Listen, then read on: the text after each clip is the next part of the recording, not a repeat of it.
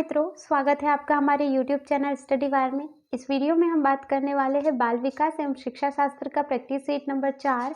3 practice set हमने बाल विकास एवं शिक्षा शास्त्र के अपलोड किए हुए हैं। पर्यावरण के प्रैक्टिस सेट भी कंटिन्यू हमारे चल रहे हैं और साथ ही साथ हमारे मैथ्स के प्रैक्टिस सेट भी चल रहे हैं। तो मित्रों, आप इन प्रैक्टिस सेट के थ्रू बहुत अच्छे से तैयारी कीजिएगा और आप लोगों के एग्जाम के लिए बहुत ही कम समय बचा हुआ है। एडमिट कार्ड भी जारी हो चुके हैं, तो आप बहुत ही पूरी मेहनत और लगन के साथ तैयारी कीजिएगा और पॉजिटिव रहिए। ठीक है, तो चलिए हम बात करते हैं हमारे जो प्रैक्टिस सेट के क्वेश्चंस है उनकी। तो यहाँ पर पहला क्वेश्चन है, उसकी बात हम यहाँ पर करते हैं। व्यवहार का करना पक्ष में आता है। ठीक है, व्यवहार का करना पक्ष में आता है। व्यवहार का करना यानी कि देखिए, व्यवहार को करना कौन से पक्ष में आता है? ऑप्शन नंबर ए सीखने के गतिक क्षेत्र में, ऑप्शन नंबर बी सीखने के मनोवैज्ञानिक क्षेत्र में, ऑप्शन नंबर सी सीखने के संज्ञानात्मक क्षेत्र में और ऑप्शन नंबर डी सीखने के भावात्मक क्षेत्र में। ठीक है मित्रों, तो जैसे कि अगर हम कोई भी व्यवहार है, कोई भी अधिगम है, उसे अगर हम कर रहे हैं तो वो सीखने के गतिक क्षेत्र के अंतर्गत आएगा। ठीक है, कहाँ पर आएगा मित्रों? सीखने के गतिक क्षेत्र के अंतर्गत। तो चलिए अब हम बढ़ते हैं अगले प्रश्न की तरफ। तो यहाँ पर हमारा अगला प्रश्न है प्रश्न नंबर 2। शारीरिक विकास को प्रभावित करने वाला कारक कौन सा है? ठीक है, शारीरिक विकास को प्रभावित करने वाला कारक कौन सा है वो हमें बताना है। ऑप्शन नंबर ए वंशानुक्रम, ऑप्शन नंबर बी वातावरण, ऑप्शन नंबर सी खेल एवं व्यायाम, ऑप्शन नंबर डी उपरोक्त सभी। तो मित्रों देखिए, अगर यहाँ पर बहुत ही सरल सा क्वेश्चन है कि शारीरिक विकास हमारे वंशानुक्रम को भी प्रभावित करता है, वातावरण भी हमारे शारीरिक विकास को मतलब देखिए, जैसे कि जो वंशानुक्रम है वो भी शारीरिक विकास को प्रभावित करता है और वातावरण भी शारीरिक विकास को प्रभावित करता है, खेल एवं व्यायाम भी शारीरिक विकास को प्रभावित करता है। मतलब यहाँ पर हमारे सभी के सभी ऑप्शन क्या हो जाएंगे मित्रों? सही, यानी कि उपरोक्त सभी हमारा होगा आंसर। तो चलिए अब बात करेंगे हम अगले प्रश्न की। यहाँ पर दिया हुआ है अगला प्रश्न, प्रश्न नंबर 3। इनमें से कौन सा विकास का एक सिद्धांत नहीं है? ठीक है, इनमें से कौन सा एक विकास का सिद्धांत नहीं है? ऑप्शन नंबर ए विकास संशोधन योग्य होता है, ऑप्शन नंबर बी विकास केवल संस्कृति से शासित और निर्धारित होता है, ऑप्शन नंबर सी विकास जीवन पर्यंत होता है, ऑप्शन नंबर डी विकास वंशानुक्रम और पर्यावरण दोनों से प्रभावित है। तो मित्रों यहाँ पर हमें नेगेटिव वाला आंसर पूछा गया है, मतलब कौन सा विकास का सिद्धांत नहीं है। तो विकास का सिद्धांत तो ये भी है, मतलब विकास जो होता है वो कंटिन्यू होता है, जीवन पर्यंत होता है। ठीक है, और विकास वंशानुक्रम और पर्यावरण दोनों से प्रभावित भी होता है। तो ये दोनों के दोनों क्या है? इसके सिद्धांत है। ठीक है, विकास संशोधन योग्य होता है या विकास केवल संस्कृति और शासित और निर्धारित होता है। तो मित्रों यहाँ पर जो हमारा आंसर हो जाएगा वो हो जाएगा ऑप्शन नंबर बी। ठीक है, क्योंकि देखिए यहाँ पर ये वाला विकास का भी सिद्धांत है, ये भी है और ये भी है, परंतु विकास का सिद्धांत कौन सा नहीं है? तो ये नहीं है। ठीक है, क्योंकि विकास केवल संस्कृति से शासित और निर्धारित नहीं होता है। ठीक है, तो ये हो गया हमारा answer option number B. Okay, बात करेंगे हम अगले प्रश्न की। तो हमारा अगला जो प्रश्न रहेगा वो रहेगा प्रश्न नंबर 4, जो इस प्रकार है। आधुनिक युग में मानसिक स्वास्थ्य पर किसका सबसे बुरा प्रभाव पड़ता है? ठीक है, आधुनिक युग में मानसिक स्वास्थ्य पर किसका सबसे बुरा प्रभाव पड़ता है? ऑप्शन नंबर ए शिक्षा का, ऑप्शन नंबर बी जीवन की अस्थिरता का, ऑप्शन नंबर सी आराधना का, ऑप्शन नंबर डी भौतिकता का। तो मित्रों यहाँ पर जो हमारा आंसर होगा कि आधुनिक युग में मानसिक स्वास्थ्य पर सबसे बुरा प्रभाव किसका पड़ता है? ठीक है, तो यहाँ पर हमारा आंसर हो जाएगा ऑप्शन नंबर बी जीवन की अस्थिरता का। ठीक है, मतलब मानसिक स्वास्थ्य पर सबसे ज्यादा बुरा प्रभाव जो पड़ता है वो पड़ेगा हमारा जीवन की अस्थिरता का। तो अब चलिए बात करेंगे अगले प्रश्न की।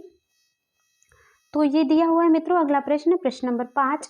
बालक विकास परिणाम है। ठीक है, बालक विकास परिणाम है। ऑप्शन नंबर ए वंशानुक्रम का, ऑप्शन नंबर बी वातावरण का, ऑप्शन नंबर सी वंशानुक्रम तथा वातावरण की अंतः प्रक्रिया का और ऑप्शन नंबर डी आर्थिक कारकों का। तो मित्रों यहाँ पर जो हमारा आंसर होगा, मतलब बालक का जो विकास होता है वो किसका परिणाम होता है? क्या वंशानुक्रम का, वातावरण का, या वंशानुक्रम एवं वातावरण के दोनों की अंतः प्रक्रिया का, या आर्थिक कारणों का? तो यहाँ पर अगर हमारा जो आंसर होगा वो हो जाएगा ऑप्शन नंबर सी, क्योंकि जो बालक का विकास होता है, जो बच्चे का विकास होता है, वो वंशानुक्रम और वातावरण दोनों की अंतः क्रिया, ठीक है, इंटर जो प्रोसेस होती है, अंतःक्रिया जो प्रोसेस होती है वो होती है मतलब विकास का परिणाम, ठीक है। यानी वंशानुक्रम भी उतना ही ज़्यादा प्रभावित करता है विकास को और वातावरण भी उतना ही ज़्यादा प्रभावित करता है। दोनों की जो अंतःक्रिया होती है वो बालक के विकास को प्रभावित करती है। तो चलिए हम यहाँ पर बात करेंगे अब अगले प्रश्न की। तो ये हमारा अगला प्रश्न, प्रश्न नंबर 6। जनसंचार माध्यम सामाजिकरण का एक महत्वपूर्ण माध्यम बनता जा रहा है। जनसंचार माध्यम सामाजिकरण का एक महत्वपूर्ण माध्यम बनता जा रहा है। ऑप्शन नंबर ए, नीचे दिए गए कथनों में से कौन सा सबसे उपयुक्त कथन है?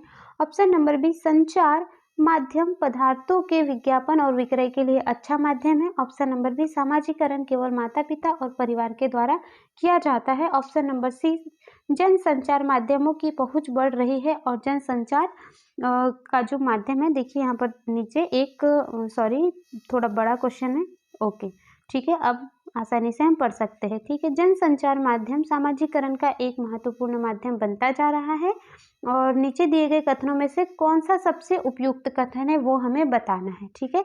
ऑप्शन नंबर ए, संचार माध्यम पदार्थों के विज्ञापन और विक्रय के लिए अच्छा माध्यम है। ऑप्शन नंबर बी, सामाजिकरण केवल माता पिता और परिवार के द्वारा किया जाता है। ऑप्शन नंबर सी, जनसंचार माध्यमों की पहुंच बढ़ रही है और जनसंचार माध्यम अभिवृत्तियां, मूल्यों और विश्वासों को प्रभावित करता है। और ऑप्शन नंबर डी, बच्चे संचार माध्यम के साथ प्रत्यक्ष रूप से अंतःक्रिया नहीं कर सकते हैं। तो मित्रों यहाँ पर जो हमारा आंसर हो जाएगा वो हो जाएगा ऑप्शन नंबर सी, ठीक है। जनसंचार माध्यमों की पहुंच बढ़ रही है और जनसंचार माध्यम अभिवृत्तियों मूल्यों और विश्वासों को प्रभावित कर रहे हैं। क्यों भाई? क्योंकि जनसंचार माध्यम सामाजिकरण का एक महत्वपूर्ण माध्यम बनता जा रहा है। आजकल भी हम अगर देख रहे हैं तो आधुनिक समय में सबसे ज़्यादा जो सोशल साइट है, जो यानी कि इंटरनेट कनेक्शन है या जो भी सोशल साइट्स होती हैं, तो उनके थ्रू सामाजिकरण की प्रक्रिया बढ़ रही है और वो एक प्रकार का जनसंचार का माध्यम है मित्रों। तो ये हो जाएगा हमारा आंसर ऑप्शन नंबर सी। चलिए बात करेंगे अगले प्रश्न की। तो ये हमारा अगला प्रश्न, प्रश्न नंबर 7, सीखने में प्रयास व भूल के सिद्धांत का प्रतिपादन किसने किया था? सीखने में प्रयास व भूल के सिद्धांत का प्रतिपादन किसने किया था वो हमें बताना है। ऑप्शन नंबर ए, कोहलर ने। ऑप्शन नंबर बी, पावलाव ने। ऑप्शन नंबर सी, थार्नडाइक ने। ऑप्शन नंबर डी, गेस्टाल्ट ने। तो मित्रों यहाँ पर जो हमारा आंसर होगा वो हो जाएगा थार्नडाइक ने, ठीक है। थार्नडाइक जी ने प्रयास एवं भूल का सिद्धांत प्रतिपादित किया गया है, जिसे हम प्रयास एवं त्रुटि का सिद्धांत भी कहते हैं, ठीक है। क्या कहते हैं? जिसे हम प्रयास एवं त्रुटि का सिद्धांत भी कहते हैं। और मित्रों यहाँ पर मैं आप लोगों को एक सजेशन देना चाहूँगी कि जो थार्नडाइक के जो 3 मुख्य नियम है सीखने से संबंधित और 5 जो मतलब सहायक नियम जिन्हें कहते हैं, तो वो सारे के सारे नियम आप पढ़ लीजिए, यहाँ से क्वेश्चन अधिकतर आते हैं मित्रों, ठीक है। तो ये हो जाएगा हमारा answer option number C, Thorndike ji ने प्रयास एवं त्रुटि का सिद्धांत दिया था। चलिए बढ़ेंगे हम अगले प्रश्न की तरफ। तो ये हमारा अगला प्रश्न, प्रश्न नंबर 8, बाल केंद्रित शिक्षा में शामिल है, ठीक है। बाल केंद्रित शिक्षा में क्या शामिल है वो हमें बताना है। ऑप्शन नंबर ए, बच्चों के लिए हस्तपरक गतिविधियां। ऑप्शन नंबर बी, बच्चों का एक कोने में बैठना।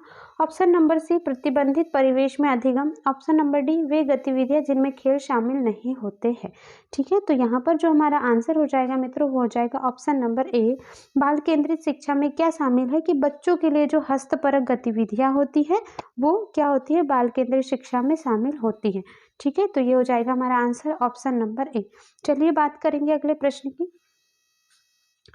तो ये हमारा अगला प्रश्न, प्रश्न नंबर 9, बुद्धि मापन की भाटिया बैटरी परीक्षण में है, ठीक है। मतलब बुद्धि मापन की बहुत सारी विधियां दी हुई है और उसमें भाटिया मापनी परीक्षण दिया हुआ है एक, तो उसमें कितने परीक्षण होते हैं? 4 उप परीक्षण। ऑप्शन नंबर बी, 5 उप परीक्षण। ऑप्शन नंबर सी, 8 उप परीक्षण और ऑप्शन नंबर डी, 7 उप परीक्षण। तो मित्रों यहाँ पर जो हो जाएगा हमारा आंसर हो जाएगा ऑप्शन नंबर बी, ठीक है। क्या हो जाएगा? ऑप्शन नंबर बी, 5 उप परीक्षण जो होते हैं वो बुद्धि मापन की भाटिया बैटरी में सम्मिलित होते हैं, ठीक है। तो ये हो जाएगा हमारा आंसर ऑप्शन नंबर बी, 5 उप परीक्षण। चलिए बात करेंगे हम अगले प्रश्न की। तो ये हमारा अगला प्रश्न, प्रश्न नंबर 10,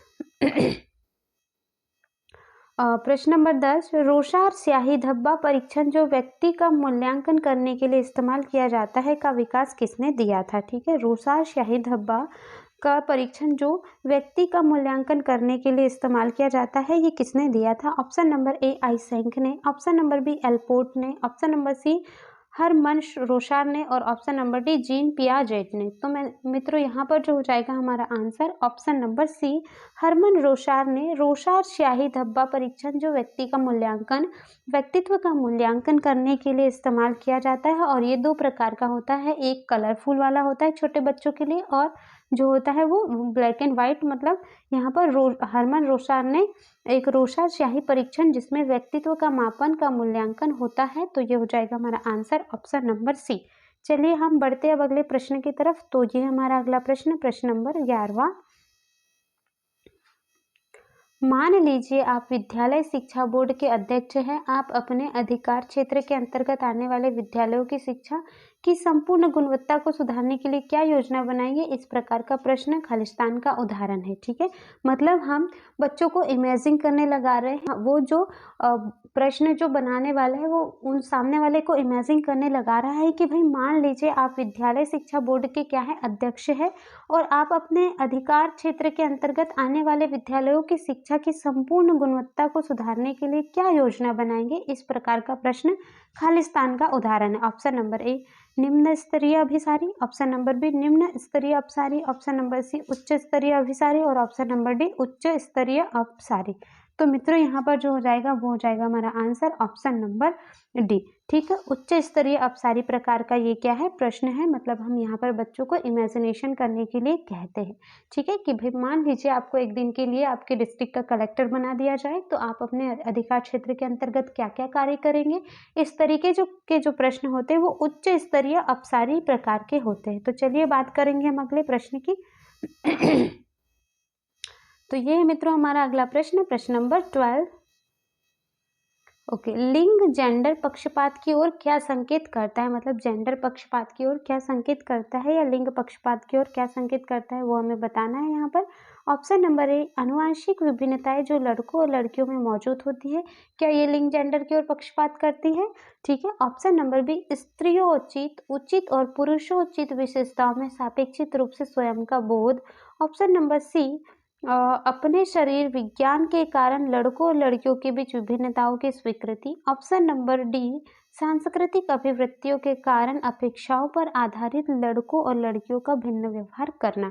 तो मित्रों यहाँ पर जो हो जाएगा हमारा आंसर हो जाएगा वो हो जाएगा ऑप्शन नंबर डी। देखिए अगर हम इन सभी ऑप्शंस की बात करते हैं तो जैसे कि यहाँ पर दिया हुआ है कि आनुवंशिक विभिन्नताएं जो लड़के और लड़कियों में मौजूद होती है, तो वो तो इससे तो कोई पक्षपात नहीं करते हैं। ठीक है, क्योंकि आनुवंशिक विभिन्नताएं मतलब जो पुरुषों कहना चाहिए लड़कों का बॉडी स्ट्रक्चर जो होता है वो अलग रहता है और लड़कियों का बॉडी स्ट्रक्चर अलग होता है, जो वो आनुवंशिक विभिन्नताएं हो गई एक प्रकार की। ठीक है, और अगर देखें हम तो स्त्रियोचित और पुरुषोचित विशेषताओं में सापेक्षित रूप से स्वयं का बोध। हाँ, जो स्त्रियोचित उचित और पुरुषों के लिए उचित जो विशेषताएं होती है तो उसमें सापेक्षित रूप से बोध हो रहा है, तो यहाँ पर तो कोई भी किसी भी प्रकार का जेंडर पक्षपात नहीं हो रहा है। और अपने शरीर विज्ञान के कारण लड़कों और लड़कियों के बीच विभिन्नताओं की स्वीकृति, वो तो मतलब कहना चाहिए कि इंटरलाइजेशन यानी कि खुद को अपने शरीर विज्ञान के कारण लड़कों और लड़कियों के बीच अगर विभिन्नताओं की स्वीकृति है तो वो कहना चाहिए वो नेचुरल है, तो उसमें भी किसी भी प्रकार का जेंडर पक्षपात नहीं हो रहा है। लेकिन यहाँ पर देखिए मित्रों बहुत ही कठिन सा क्वेश्चन है ये और इसको समझना बहुत ही ज़रूरी हो गया है यहाँ पर। देखिए क्योंकि सांस्कृतिक अभिवृत्तियों के कारण अपेक्षाओं पर आधारित लड़कों और लड़कियों से भिन्न व्यवहार करना। देखिए सांस्कृतिक रूप से यानी कि जो रूढ़िवादी चीज़ें हैं, जैसे कि रूढ़िवादी सोच जो है कि भाई लड़के ये काम नहीं करेंगे, लड़कियां ये काम नहीं करेगी, तो ये जो रूढ़िवादी सोच होती है वही लिंग जेंडर पक्षपात की ओर संकेत करती है। ठीक है मित्रों, तो यहाँ पर हो जाएगा हमारा आंसर ऑप्शन नंबर डी। उम्मीद है मैं आप लोगों को समझा पाई होंगी ये क्वेश्चन। तो ये हमारा अगला प्रश्न, प्रश्न नंबर 13। हम सभी अपने बुद्धि, प्रेरणा, अभिरुचि आदि के संदर्भ में भिन्न होते हैं, यह सिद्धांत संबंधित है। ठीक है, हम सभी जो होते हैं वो अपने बुद्धि, अभिरुचि, प्रेरणा आदि के संदर्भ में भिन्न होते हैं और यह सिद्धांत किससे संबंधित है? ऑप्शन नंबर ए व्यक्तिक विभिन्नता से, ऑप्शन नंबर बी बुद्धि के सिद्धांतों से, ऑप्शन नंबर सी वंशानुक्रम से, ऑप्शन नंबर डी पर्यावरण से। तो मित्रों यहाँ पर हमारा आंसर हो जाएगा ऑप्शन नंबर ए व्यक्तिक भिन्नता से। हम सभी अपने अपनी बुद्धि, अपनी प्रेरणा, अभिरुचि आदि के संदर्भ में भिन्न भिन्न होते हैं। मेरी बुद्धि कुछ अलग है, मेरी प्रेरणा कुछ अलग है, मेरी अभिरुचि कुछ अलग है, आप लोगों की कुछ अलग है, मतलब हम इनके थ्रू क्या होते हैं, एक दूसरे से अलग होते हैं। ठीक है मित्रों, चलिए बात करेंगे हम अगले प्रश्न की। तो ये हमारा अगला प्रश्न, प्रश्न नंबर 14, सतत और व्यापक मूल्यांकन खालिस्तान पर बल देता है। ठीक है, सतत और व्यापक मूल्यांकन ये बहुत अधिक आता है, मतलब सतत और व्यापक मूल्यांकन बहुत इंपॉर्टेंट टॉपिक है, तो आप इसे प्लीज पढ़ लीजिएगा। Continue and comprehensive evaluation. ठीक है, कंटिन्यू एंड कॉम्प्रहेंसिव इवैल्यूएशन, जिसे हम CCE भी कहते हैं, सतत और व्यापक मूल्यांकन। ठीक है, तो बोर्ड परीक्षाओं की अनावश्यकता पर बल देता है। ऑप्शन नंबर बी सीखने को सुनिश्चित करने के लिए व्यापक स्केल पर निरंतर परीक्षण करता है, परीक्षण करने पर बल देता है। ऑप्शन नंबर सी सीखने को किस प्रकार अवलोकित, रिकॉर्ड और सुधारा जाए, इस पर बल देता है। ऑप्शन नंबर डी शिक्षण के साथ परीक्षाओं का सामंजस्य करने पर बल देता है। तो मित्रों यहाँ पर हो जाएगा हमारा आंसर ऑप्शन नंबर सी सीखने को किस प्रकार अवलोकित, रिकॉर्ड और सुधारा जाए, इस चीज पर कौन बल देता है, सतत एवं व्यापक मूल्यांकन CCE। ठीक है, बढ़ते अब अगले प्रश्न की तरफ। तो ये दिया हुआ हमारा अगला प्रश्न, प्रश्न नंबर 15, बच्चों के सीखने की प्रक्रिया में प्रगति तब हो सकती है जब हम क्या करेंगे, उसी प्रगति को नियमित रूप से जांच करेंगे। बच्चों की प्रगति को नियमित रूप से जांचने के साथ साथ सुधारात्मक कदम भी उठाएंगे। ऑप्शन नंबर सी बच्चों को नियमित रूप से गृह कार्य देंगे, और ऑप्शन नंबर डी बच्चों के लिए नियमित रूप से गतिविधियां आयोजित कराएंगे।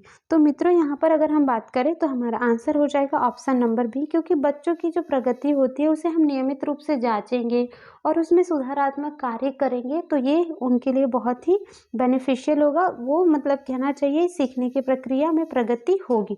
ठीक है, क्योंकि देखिए अगर बच्चों की प्रगति पर नियमित रूप से हम ध्यान देंगे और उनके लिए सुधारात्मक कार्य करेंगे तो वो बहुत ही बच्चों के लिए बेनिफिशियल होगा। ठीक है, चलिए बात करेंगे हम अगले प्रश्न की। तो ये दिया हुआ है मित्रों हमारा अगला प्रश्न, प्रश्न नंबर 16, काफी बड़ा प्रश्न है। ठीक है, पेडागोजी के प्रश्न जो होते हैं वो काफी बड़े ही मतलब इस तरीके से आते हैं।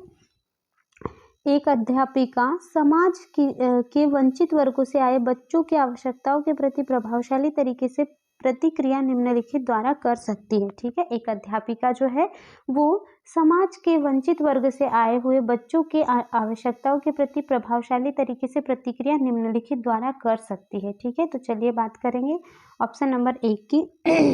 अन्य बच्चों को वंचित वर्ग से आए बच्चों के साथ सहयोग करने के लिए कहना तथा विद्यालय के तरीकों को सीखने में उनकी सहायता के लिए करना। ठीक है, के लिए कहना, विद्यालय की व्यवस्था तथा स्वयं के उन तौर तरीकों के बारे में विचार करना जिन्हें पक्षपात एवं रूढ़िबद्धताएं झलकती हैं। ऑप्शन नंबर सी उनके प्रताड़ित होने के अवसरों को कम करने के लिए यह सुनिश्चित करना कि बच्चे आपस में अन्योन्य क्रिया करने का मौका ना पाए। ऑप्शन नंबर डी वंचित वर्ग से आए बच्चों को विद्यालय के नियम की अपेक्षाओं के प्रति संवेदनशीलता बनाना ताकि उनका अनुपालन करें। तो मित्रों यहाँ पर जो होगा वो होगा हमारा आंसर ऑप्शन नंबर बी। ठीक है, ऑप्शन नंबर बी यानी कि विद्यालय की व्यवस्था तथा स्वयं के उन तौर तरीकों के बारे में विचार करना जिनके पक्षपात एवं रूढ़िबद्धताएं झलकती है। तो ये हो गया हमारा आंसर ऑप्शन नंबर बी। चलिए बात करेंगे हम अगले प्रश्न की। तो ये दिया हुआ हमारा अगला प्रश्न, प्रश्न नंबर 17। ओके, गणित से अधिगम निर्योग्यता का आकलन निम्न में से किस परीक्षण द्वारा सर्वाधिक उचित तरीके से किया जाता है। ठीक है, तो यहाँ पर जो हो जाएगा निदानात्मक परीक्षण, स्क्रीनिंग परीक्षण, ऑप्शन नंबर सी उपलब्धि परीक्षण, ऑप्शन नंबर डी अभिक्षमता परीक्षण। तो मित्रों यहाँ पर हमारा आंसर है वो है ऑप्शन नंबर ए। ठीक है, ऑप्शन नंबर ए यानी कि निदानात्मक परीक्षण गणित से अधिगम निर्योग्यता का आकलन निम्न में से किस परीक्षण के द्वारा किया जा सकता है, यानी कि हम निदानात्मक परीक्षण के द्वारा गणित में अधिगम निर्योग्यता का आकलन आसानी से कर सकते हैं। ये हो गया हमारा आंसर ऑप्शन नंबर ए।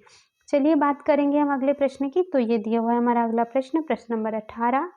ठीक है, प्रतिभाशाली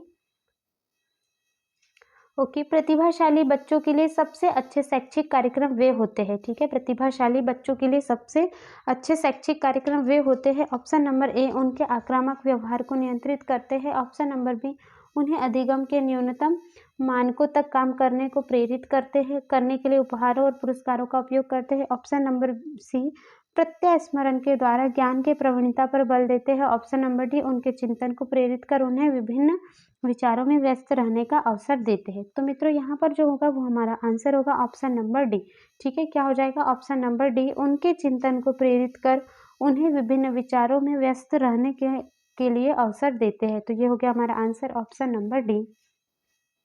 चलिए बात करेंगे हम अगले प्रश्न की। तो ये हमारा अगला प्रश्न है, प्रश्न नंबर 19। मनः स्नायु विकृति रोग का लक्षण है, ठीक है। मनः स्नायु विकृति रोग का लक्षण जो है वो एक मानसिक रूप से जो बीमारी होती है, ठीक है, वो उसका लक्षण हमें बताना है। भय, आशंका, रोग और कष्ट, ठीक है। तो यहाँ पर हमारा आंसर होगा मित्रों ऑप्शन नंबर बी, आशंका।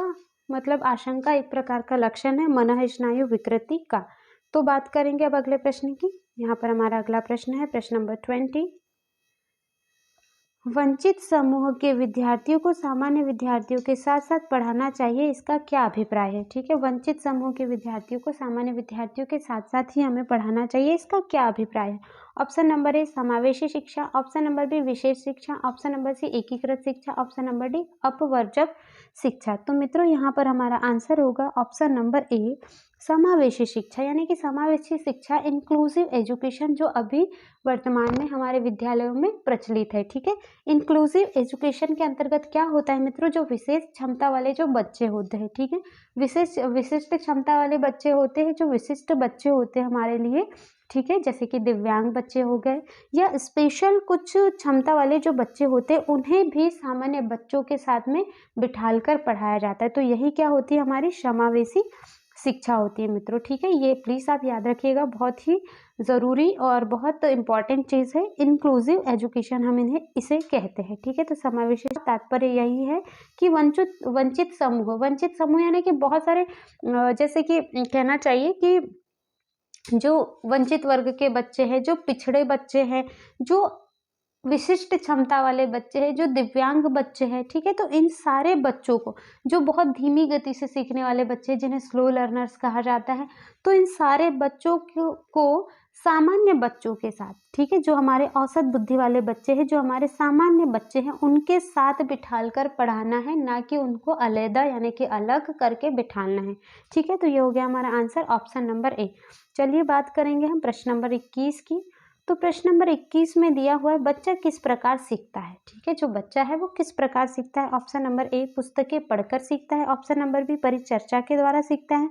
ऑप्शन नंबर सी, प्रश्न पूछकर सीखता है। ऑप्शन नंबर डी, कई प्रकार से सीखता है। तो मित्रों यहाँ पर जो होगा वो हमारा आंसर होगा ऑप्शन नंबर डी, कई प्रकार से सीखता है। क्योंकि बच्चा बहुत प्रकार से सीख सकता है। वो किसी को देखकर भी सीख सकता है, वो किसी का व्यवहार कॉपी करके मतलब अनुकरण करके सीख सकता है, या उसे कोई ओरल तरीके से बताए तो भी वो सीख सकता है। यानी कि कई प्रकार से बच्चा सीख सकता है, ठीक है।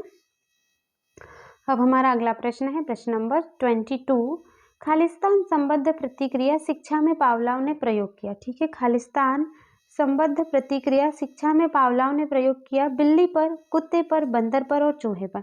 तो मित्रों ये बहुत ही सिंपल सा क्वेश्चन है और हमने ये क्वेश्चन बहुत बार पढ़ा हुआ है। जो पावलोव है उन्होंने किस पर प्रयोग किया था, कुत्ते पर, ठीक है। पावलोव जी ने किस पर प्रयोग किया था, कुत्ते पर। बात करेंगे अब अगले प्रश्न की तरफ। तो ये हमारा अगला प्रश्न है, प्रश्न नंबर 23।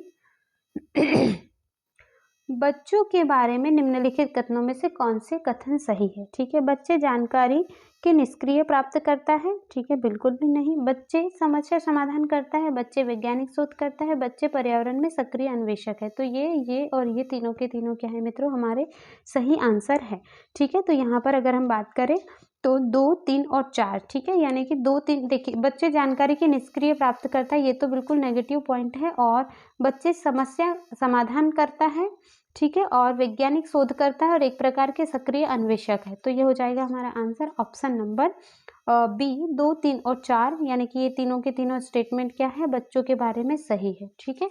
चलिए बात करेंगे हम अगले प्रश्न की। तो ये दिया हुआ है हमारा अगला प्रश्न, प्रश्न नंबर 24।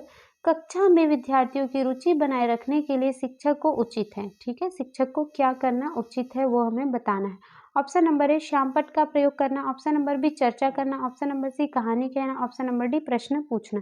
ठीक है, तो यहाँ पर हमारा आंसर हो जाएगा मित्रों ऑप्शन नंबर डी प्रश्न पूछना। कक्षा में विद्यार्थियों की रुचि बनाए रखने के लिए शिक्षक को विभिन्न प्रकार के प्रश्न पूछना चाहिए अपने बच्चों से। ठीक है, उनसे बातचीत करना चाहिए, उनसे प्रश्न पूछते रहना चाहिए। तो ये हो गया हमारा आंसर ऑप्शन नंबर डी। ठीक है, बात करेंगे हम अगले प्रश्न की।